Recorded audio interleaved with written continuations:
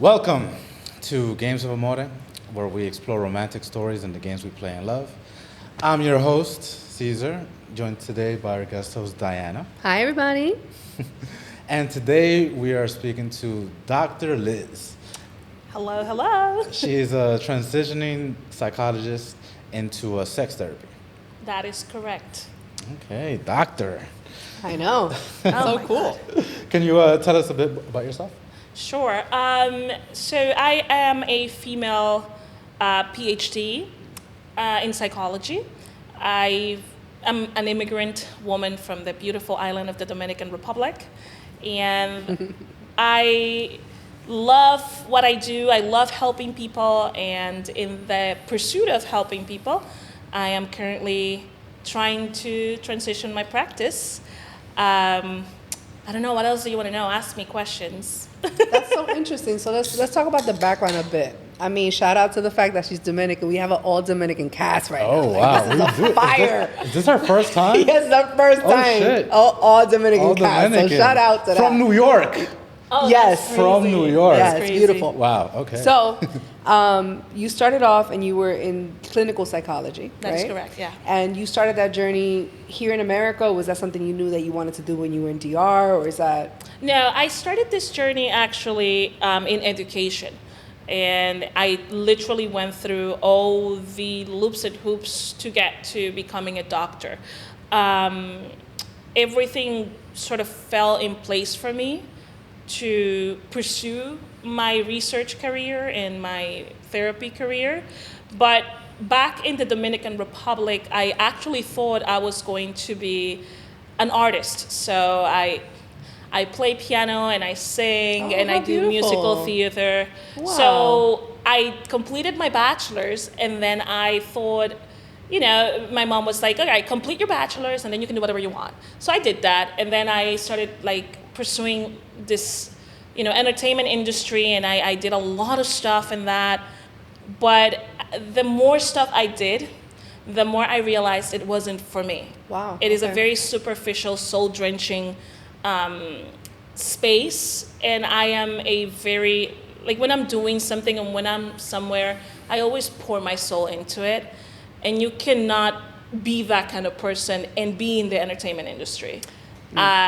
So after several very, like this soul-draining conversations with people who are very famous and who have established careers, who are dear friends, they basically told me, you need to make a decision. You know, this is something that you either are going to do or you're not going to, and you have to be in it 100%. And I basically was like, okay, I either sell my soul and go for this. So the rumors are true, right? For me, it was. Yeah. I imagine for everybody, the experience might be different. Was this specifically in the DR or here? No, this was all over the world, but this was between DR and US. Okay. I was very fortunate in DR, actually, where I was working for major television channels, and I was treated very fairly and with a lot of respect. Unfortunately, I cannot say the same for about other female counterparts that were working with me at the time.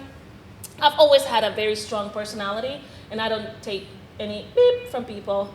So You don't have to bleep it out. I don't have to. I don't take shit from people. I really don't. And I try to be polite and understanding and empathetic, but my boundaries are my boundaries. And they've always been. And since I was 5 years old, I remember, like, briefly, my wonderful father remarried, and he wanted me to call his wife Mama. And Tough I one. remember he brought me to the US, and he was like, this is your new mom. I'm 5. So I look at this woman, I'm like, I can call you auntie, but I'm not gonna call you mom. I have only one mother. And my father looked at me, he was like, just like her mother. Like, I don't know what I'm gonna do. So I always remember, because my mom always said, this is who you've always been. You're so opinionated and so cutthroat, which sometimes has worked great and sometimes has not been really great. So you need to be flexible sometimes. Yeah. But yeah, strong opinions, strong opinions. So you are transitioning into sex therapy. Was there anything like that made you want to pursue that field specifically? Absolutely. So I've always been very interested in relationships. I've lived in over 30 different countries, and I've met a lot of people who tell me their experiences in their marriages, their, unions, whatever, and it's fascinating how it is culturally approached around the world. But more than anything, I love helping. It's always been one of my favorite things to do. I love helping people. Right. And the population that I was working with previously, I felt that was the one that needed help the most. And then I realized that that is not necessarily true. And so within the realm of exploring and talking to people, I started to realize that I was very comfortable listening to couples that I knew and sort of helping them improve their communication, which is the base to any kind of couples, sex, family therapy. It's the fact that many of us were not taught effective communication as children. And so we grow up and we have a really hard time with our executive functions and just listening. Yeah. And sometimes when you are having an argument or a disagreement, a mediator helps a lot. Absolutely. Somebody who looks from the outside and asks a question can change the whole dynamic and help you move past maybe a roadblock. And I feel that I started encountering that in my inner circles, and people were like, "Oh, you're really good at this. You're really good at this." And I was like, I actually enjoy this. With my previous practice, I actually fell into really deep depression during COVID. I had I had to take a break and stop seeing patients because it was killing me to see that there was nothing I could do. And I internalized. The therapist needed therapy. I started Yeah. seeing my therapist back then, and I absolutely love him. So, and he has helped me so much. And I realized that I like helping people, but I need to set boundaries. And I feel that I want to work with adults now that know what they want, adults that want direction, adults that have something that they really want to take care of, and they're just looking for a way. Right. And that's sort of the gist of it. And you feel like, right, because it's two very different fields, sex therapy and then the more general mental health part of it, Mm-hmm. right? You feel like you can reach individuals more via sex therapy. Absolutely. When you are willing, which is something that's another challenge, but when you are willing to go to a stranger and talk about such an intimate part of your life, you really want help. You are really ready. Sometimes you might see people in other capacities where they're not ready. They're there because somebody pushed them to be there, but I feel like sex is such a vulnerable space for the people who are in that kind of interaction relationship. And when you want to improve that, when you want to have a better union and just healthier emotionally, physically with somebody else, there's nothing I can say that would really throw you off. You're ready. You go there, you talk about,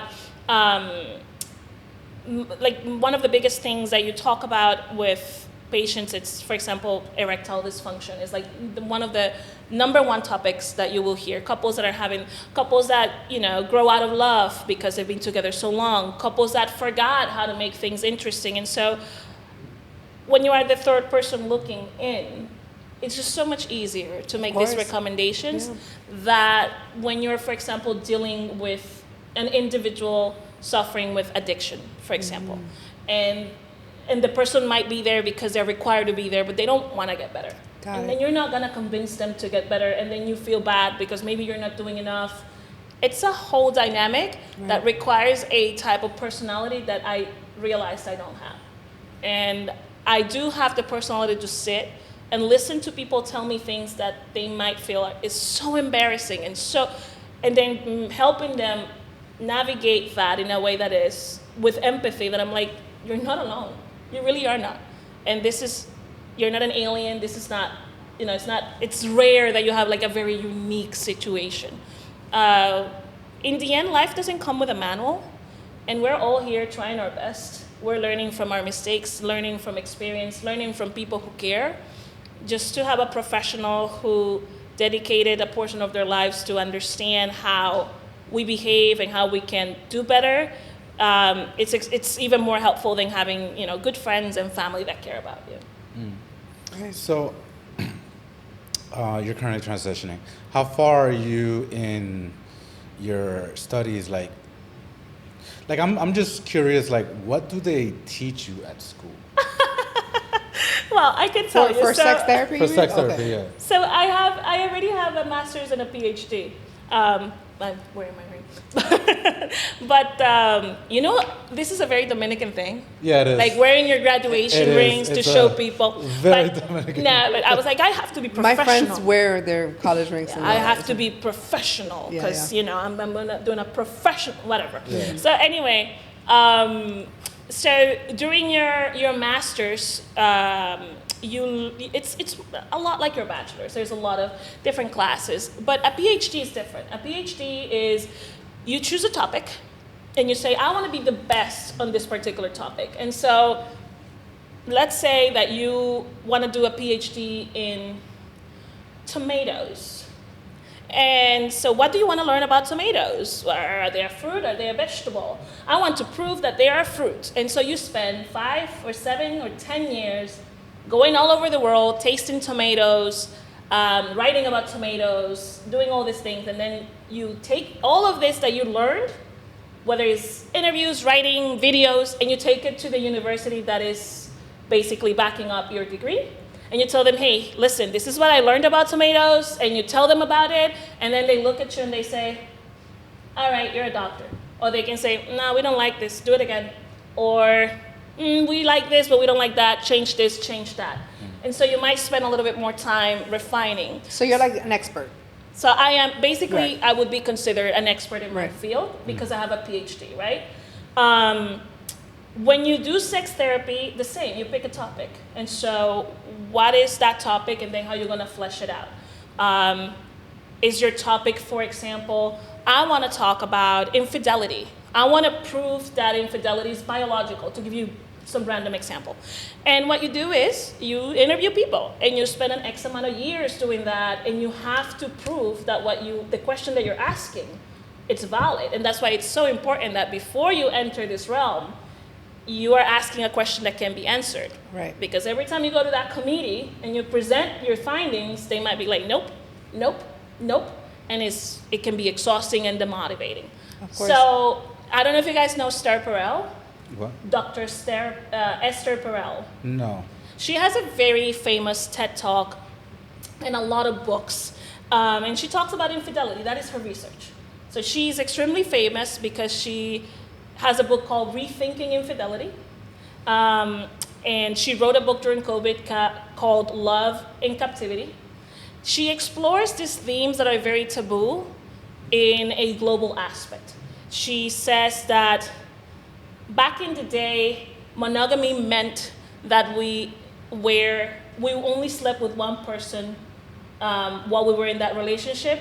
Now monogamy means that you stop sleeping with a bunch of people when you get to a relationship. So the definitions have been changing throughout the years, and she challenges those societal views on these topics. She explains that every time she gets to any kind of event, that's the first question when people recognize her. They're like, all right, so why do men cheat?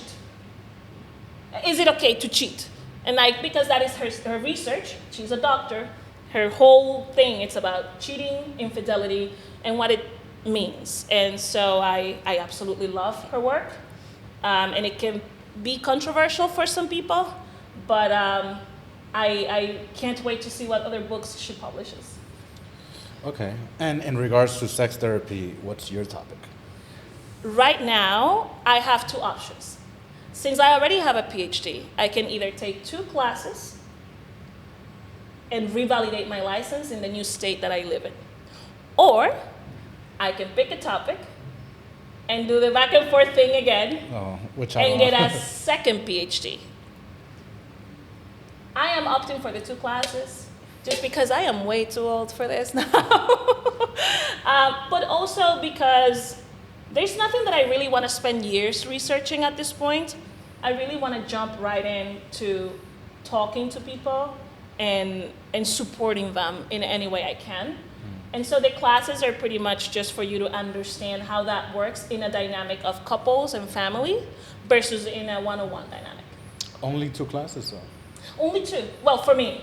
Okay, for you. Everybody's situation is different. So depending what degree you have and what what you have accumulated, the requirements might be different. So assuming you did these 2 classes, because that's still a very academia perspective, right? And as you've begun to explore the world of sex, it's so vast with different kinks and many different expressions of those kinks, different types of plays, all this stuff.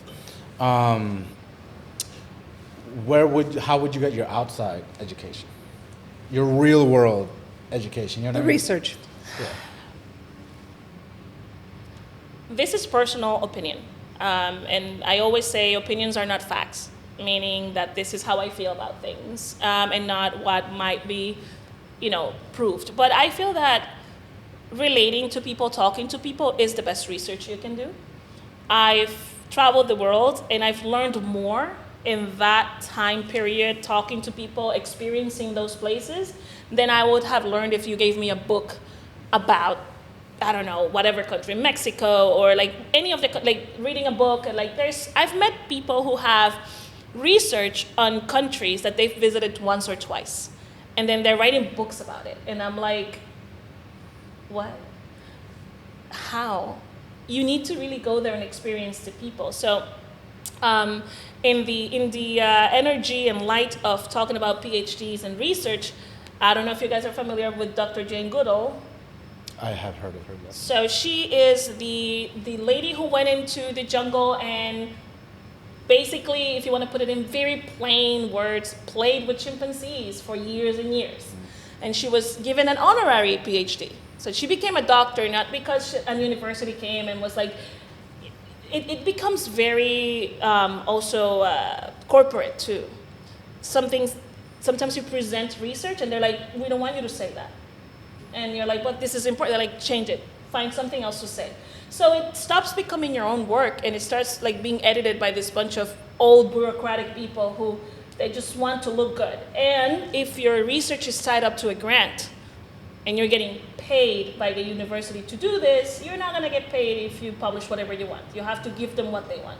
So that's why a lot of people are doing independent research. There's a lot of people out there doing a lot of crazy stuff with their own money because they want to publish the truth. They want to publish what they feel it's the truth.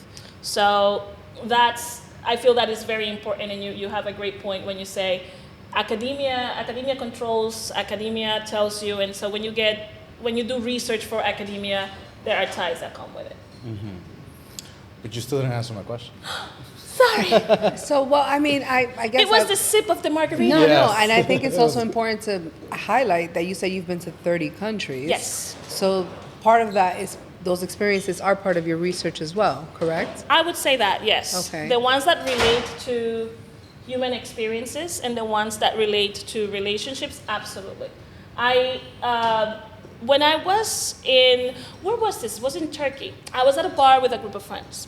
And there was this guy there. And he was this type of very open person who was not afraid to say whatever he needed to say. And I remember this conversation was so unique because he kept saying, for some reason, he was like, I want to marry a woman from this particular country. And we were like, well, why, Renee? Why you want to do that? And he's like, because in my experience, they're just looser. Like they're more loose. I'm like, well, can you flesh that out? Like, what does that mean? He's like, well, I've slept with about like 16 women from this particular country, and it's always been the same experience with them. And like we're listening to him, and obviously he's drinking and but he's very serious about this. He's very intense. He's very. And and now that I look back, I'm like, that was research. He was doing his research on this particular place, which eventually he ended up marrying a woman from that place. He did. He likes them loose?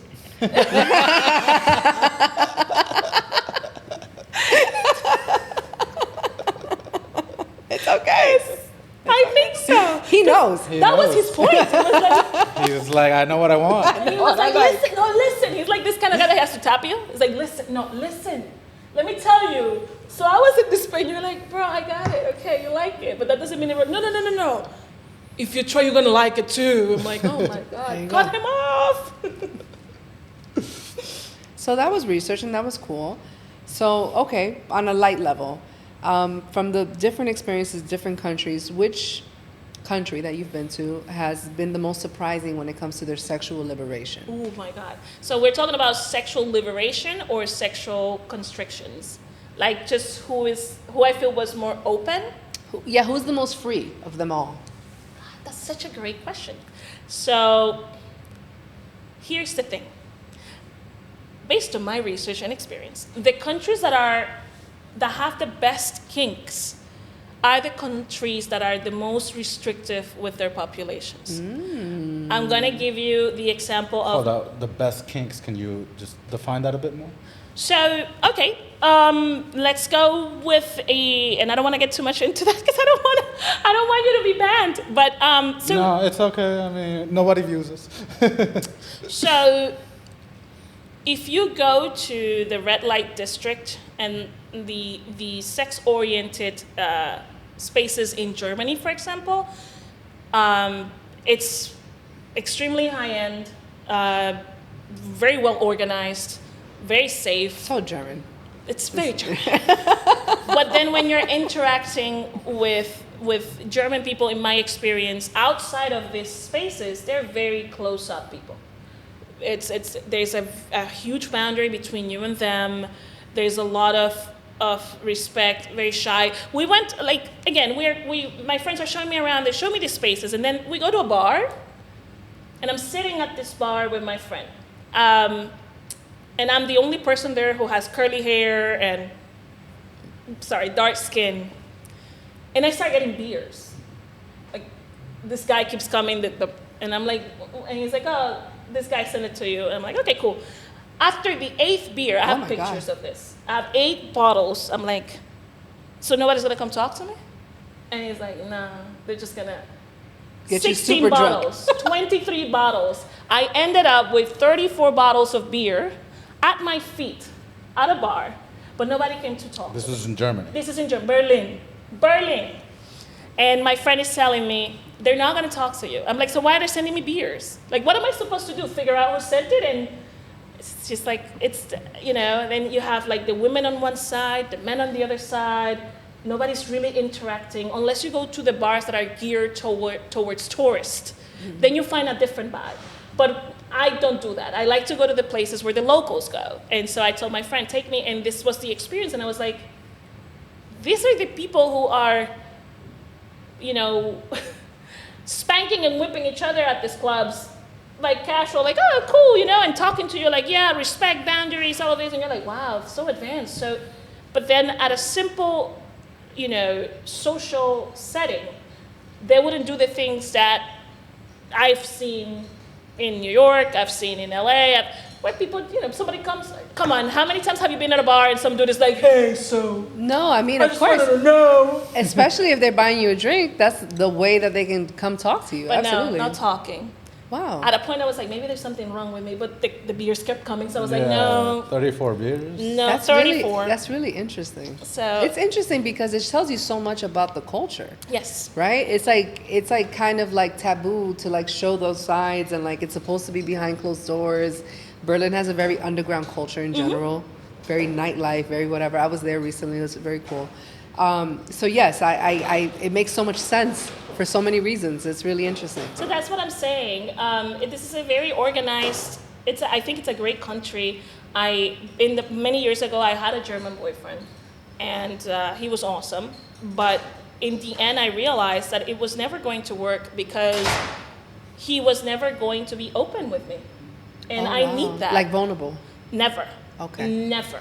He was the man, and he was never. And in every aspect of our relationship, he was it just didn't feel that I was going to get what I need. What I need is for you to connect with me and be vulnerable with me. Yeah. And he was not going to give me that. Wow. That doesn't make him a bad person or No. anything. He was a great guy, which is not the guy for me. But that is just part of the culture there. Right. And so that doesn't work for me. I can tell you the same experience in a different morbid level in Japan.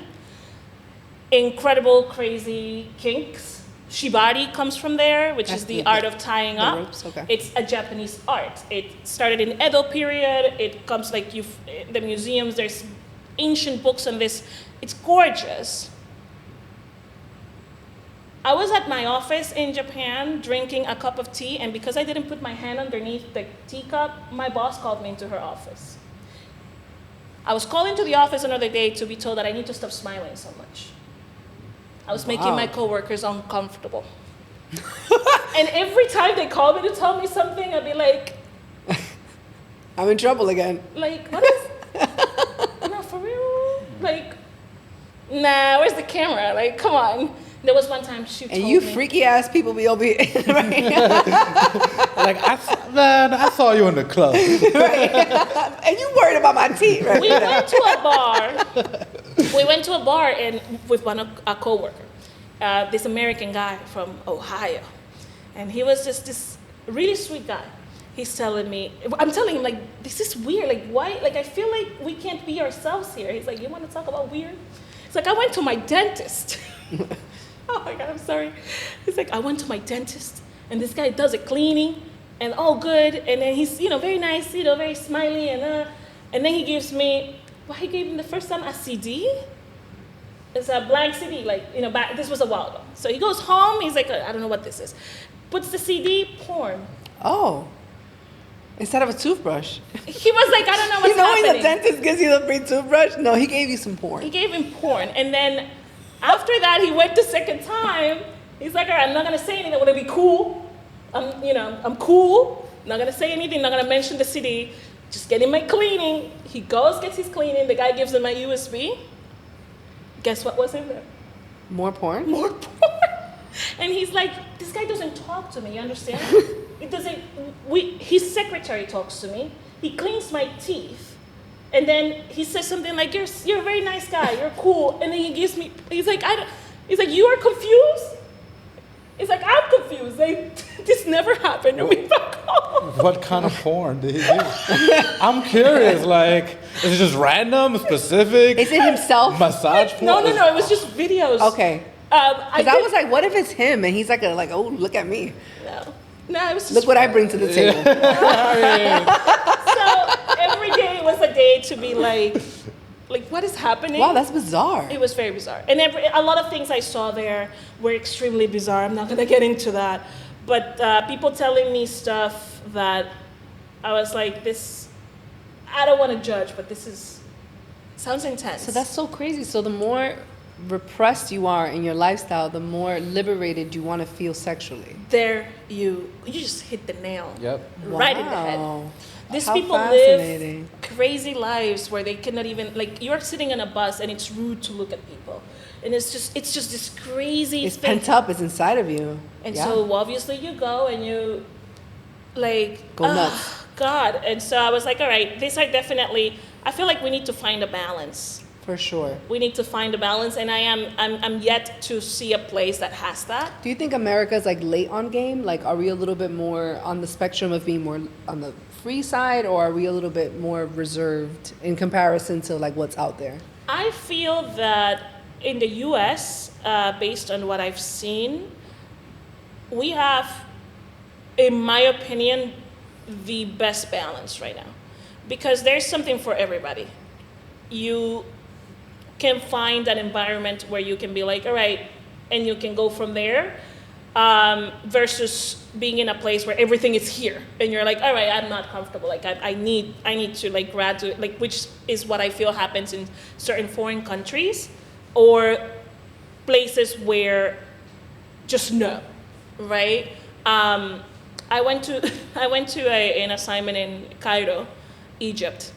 And in between assignments, my assistant, sweet girl, was like, let me show you the pyramids. And I'm like, oh, yay. So we go and we get in a camel.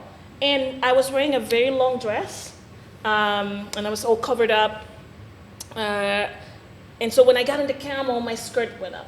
But I did not notice because I was so into. So I'm riding my camel, I'm very excited. And so when we get out of the site, there's like a school bus. Some high school students arrived. And this kid saw me and they lost their mind. They started clapping. Wah! Wah! But like you just saw a celebrity and you're like, oh my, you're losing your mind. For a side of leg.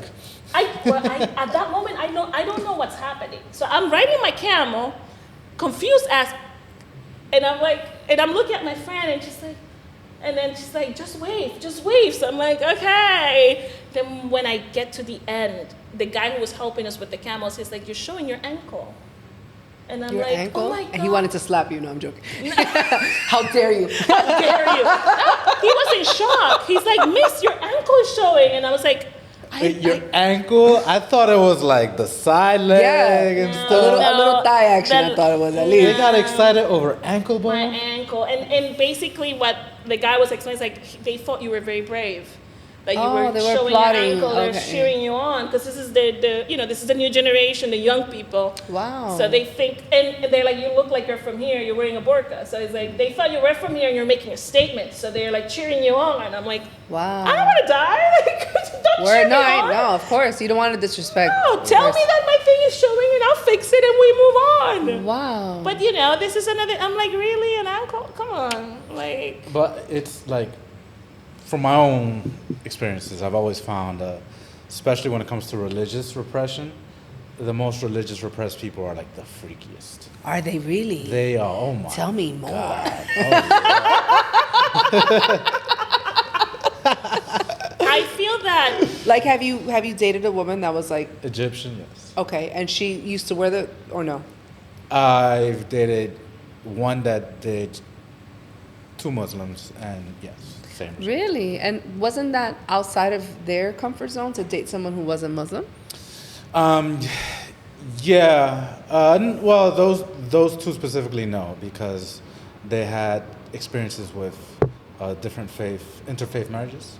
okay. But the repression was 100%. Really? Wow. Yeah. Interesting. I can imagine that. I can tell you another, you're gonna laugh. Get ready. So when I was living in China and I finished my contract, I got actually hired to be there was a Broadway production and they hired me to be the lead at this 5-star hotel production. It was one of the greatest experiences